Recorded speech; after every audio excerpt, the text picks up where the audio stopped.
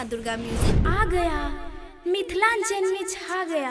अहाँ सब सुन रहल छी जय माँ दुर्गा म्यूजिक की शानदार प्रस्तुति। धीरे धीरे केस काटे छुरा के नख पर, धीरे धीरे केस काटे छुरा के नख पर, धीरे धीरे केस काटे छुरा के नख पर। दक्षिण देबो धोती कुर्ता, दक्षिण देबो धोती कुर्ता मंगती के चौक पर, तो धीरे धीरे केस काटे छुरा के नख पर, धीरे धीरे केस काटे छुरा के नख पर, धीरे धीरे धीरे धीरे धीरे धीरे केस काटे मिक्स बाय डीजे मुन्ना खिड़की बाजार मधुबनी।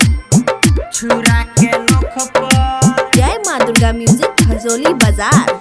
हमरा बउआ के घुमरल छ केस रे, बउआ के मौसी हजमा देबो सनेस रे, बउआ के मौसी हजमा देबो सनेस रे। हमरा बउआ के घुमरल छ केस रे, बउआ के मौसी हजमा देबो सनेस रे। तमारो लाइन मामी ओकर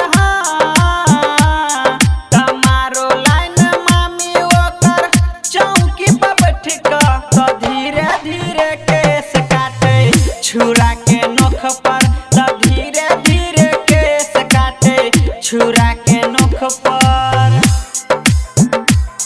तो धीरे धीरे धीरे धीरे धीरे धीरे केस काटे मिक्स बाय डीजे मुन्ना खिड़की बाजार मधुबनी। छुरा के नख पर। जय माँ दुर्गा म्यूजिक खजोली बाजार। राइटर राहुल